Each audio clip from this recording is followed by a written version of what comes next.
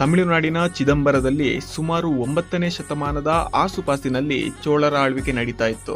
ಆ ಕಾಲಘಟ್ಟದಲ್ಲಿ ಶೈವ ಮತ್ತೆ ವೈಷ್ಣವರ ನಡುವೆ ತೀವ್ರವಾದ ಕಲಹಗಳು ಉಂಟಾಗಿದ್ವು. ಆ ಘರ್ಷಣೆಗಳು ಯಾವ ಮಟ್ಟಕ್ಕೆ ಹೋಗಿದ್ವೋ ನಮಗೆ ಗೊತ್ತಿಲ್ಲ. ಆದ್ರೆ ಇತಿಹಾಸ ಹೇಳೋ ಒಂದು ಸತ್ಯ ಏನಂದ್ರೆ, ಭಗವಂತ ತನ್ನ ಸ್ಥಾನವನ್ನ ತ್ಯಜಿಸಬೇಕು ಅಂದ್ರೆ ಆ ಸ್ಥಳದಲ್ಲೇ ತಾನೇ ಒಂದು ಕಾರಣವನ್ನು ಸೃಷ್ಟಿ ಮಾಡ್ತಾನೆ. ಅದು ಅವನ ಲೀಲೆ, ನಮ್ಮದಲ್ಲ.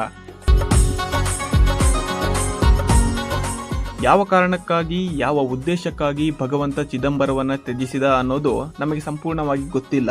ಆದ್ರೆ ಒಂದು ನಂಬಿಕೆಯಂತೆ ಇಂದು ಚಿದಂಬರದಲ್ಲಿರುವ ನಟರಾಜನ ದೇವಾಲಯ ಅಂದಿನ ಕಾಲದಲ್ಲಿ ಇಲ್ಲಿ ಮಧುಗಿರಿಯಲ್ಲಿ ನಿಂತಿರುವ ವೆಂಕಟರಮಣನ ದೇವಾಲಯ ಆಗಿತ್ತು ಅನ್ನೋ ಮಾತು ಕೂಡ ಪ್ರಚಲಿತದಲ್ಲಿದೆ. ಸುಮಾರು 9ನೇ ಶತಮಾನದ ಆಸುಪಾಸಿನಲ್ಲಿ ಭಗವಂತನ ವಿಗ್ರಹ ಚಿದಂಬರದಿಂದ ಹೊರಟು ಬಂದು ಮಡಕಶಿರದ ಕೆರೆಯ ಭೂಗರ್ಭದಲ್ಲಿ ಅಡಗಿ ಹೋಗುತ್ತೆ. ಅದು ಹೇಗೆ, ಯಾಕೆ, ಯಾರಿಂದ ಅಂತ ಗೊತ್ತಿಲ್ಲ. ಅದನ್ನು ಭಗವಂತನ ಲೀಲೆ ಅಂತಾನೆ ಹೇಳ್ಬೇಕು. ಆ ದಿವ್ಯ ವಿಗ್ರಹವನ್ನ ಗರುಡ ಮತ್ತೆ ಹನುಮಂತರು ಅದೃಶ್ಯವಾಗಿ ಕಾಪಾಡ್ತಾ ಇದ್ರು ಅನ್ನೋ ನಂಬಿಕೆ ಕೂಡ ಇದೆ. ಕಾಲ ಕಳೆಯುತ್ತೆ. ಒಂದು ದಿನ ಕುಂಚಿಟಿಗ ವಂಶದ ರಾಜ ಹಿರೇಚಿಕ್ಕಪ್ಪಗೌಡರ ಸ್ವಪ್ನದಲ್ಲಿ ಸ್ವಾಮಿ ಪ್ರತ್ಯಕ್ಷನಾಗಿ ತನ್ನ ಇರುವಿಕೆಯ ರಹಸ್ಯವನ್ನು ತಿಳಿಸ್ತಾರೆ. ಅದನ್ನು ಕೇಳಿದ ರಾಜರು ತಕ್ಷಣವೇ ತಮ್ಮ ಮಂತ್ರಿಗಳಿಗೆ ವಿಷಯ ತಿಳಿಸಿ ಅಲ್ಲಿನ ಸ್ಥಳೀಯ ಮಡಕಶಿರ ಪಾಳೆಗಾರರಿಗೆ ಸುದ್ದಿಯನ್ನು ಮುಟ್ಟಿಸ್ತಾರೆ. ಆ ನಂತರ ಮಧುಗಿರಿಯಿಂದ ದಂಡುಗಳ ಸಮೇತ ಮಡಕಶಿರದ ಆ ಕೆರೆಗೆ ಹೊರಡ್ತಾರೆ. ಅಲ್ಲಿನ ಪಾಳೆಗಾರರ ಸಹಾಯದಿಂದ 2 ದಿನಗಳ ಪರಿಶ್ರಮದ ನಂತರ ಸ್ವಾಮಿಯ ವಿಗ್ರಹ ಪತ್ತೆಯಾಗುತ್ತೆ. ಆದರೆ ಸ್ವಾಮಿ ಒಬ್ಬರೇ ಬಂದಿಲ್ಲ. ಜೊತೆಗೆ ಹನುಮಂತ ಮತ್ತೆ ವೈನತೇಯ ಅಂದರೆ ಗರುಡ ದೇವರು ಕೂಡ ಬಂದಿದ್ದಾರೆ. ಇದಕ್ಕೆ ಸಾಕ್ಷಿ ಅಂದರೆ, ಇಂದಿಗೂ ನೀವು ದೇವಾಲಯ ಪ್ರವೇಶಿಸುವಾಗ ಬಲಭಾಗದಲ್ಲಿ ಹನುಮಂತನನ್ನ ಹಾಗೆ ಎಡಭಾಗದಲ್ಲಿ ಗರುಡ ದೇವನನ್ನ ಕಾಣಬಹುದು.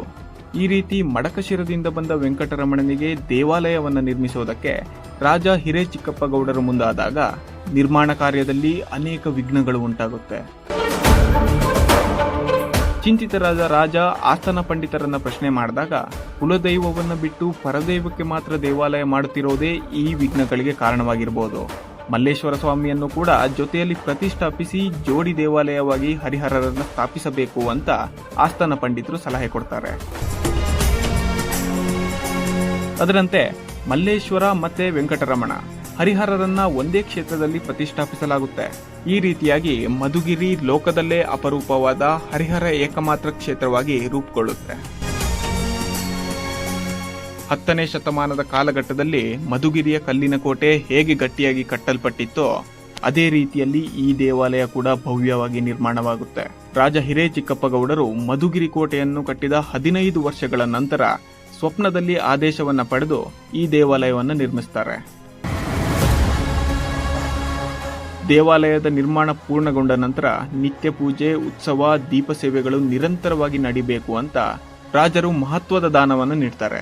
2 ಗ್ರಾಮಗಳನ್ನ ದೇವಾಲಯಕ್ಕೆ ದಾನವಾಗಿ ಬಿಡ್ತಾರೆ. ಅರ್ಚಕರ ಜೀವನೋಪಾಯಕ್ಕೂ, ದೀಪ ಸೇವೆಗೂ, ನಿತ್ಯ ನೈಮಿತ್ತಿಕ ಪೂಜೆಗಳ ಖರ್ಚಿಗೂ ಒಟ್ಟು 40 ಎಕರೆ ಜಮೀನನ್ನ ದಾನವಾಗಿ ನೀಡಲಾಗುತ್ತೆ. ಈ ಎಲ್ಲಾ ವಿವರಗಳು 2 ದೇವಾಲಯಗಳ ಮಧ್ಯಭಾಗದಲ್ಲಿ ಶಾಸನದಲ್ಲಿ ಕೆತ್ತಲಾಗಿತ್ತು.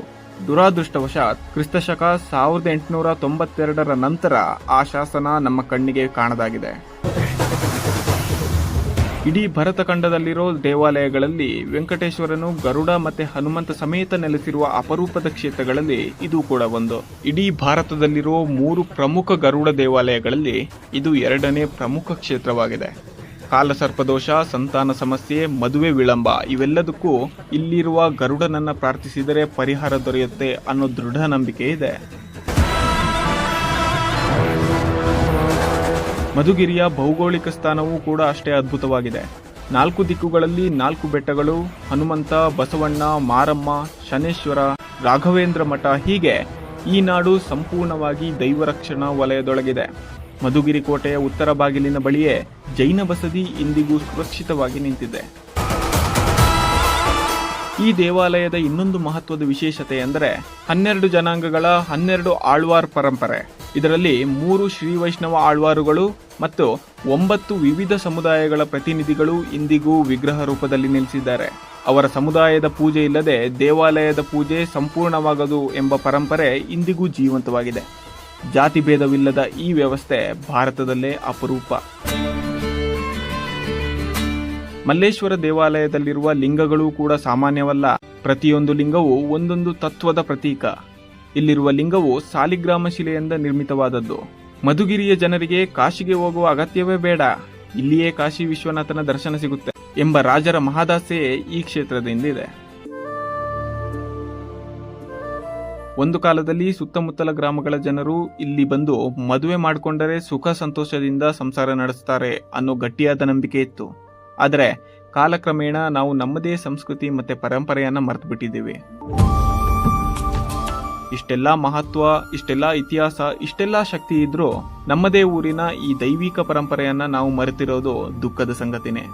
ಇನ್ನು ಮುಂದೆ ಮಧುಗಿರಿಯ ಜನರು, ಸುತ್ತಮುತ್ತಲಿನ ಗ್ರಾಮಸ್ಥರು, ವೆಂಕಟರಮಣ ಮಲ್ಲೇಶ್ವರ ಭಕ್ತರು ಈ ದೇವಾಲಯದ ಮಹಿಮೆಯನ್ನು ಅರಿತು ಇದನ್ನು ಕಾಪಾಡಿ ಕಾಲಕಾಲಕ್ಕೆ ಪೂಜೆ ಪುನಸ್ಕಾರವನ್ನು ನೆರವೇರಿಸಿ ನಾಡು ಕ್ಷೇಮವಾಗಿರಬೇಕು ಅಂತ ಪ್ರಾರ್ಥಿಸೋದು ನಮ್ಮೆಲ್ಲರ ಕರ್ತವ್ಯ.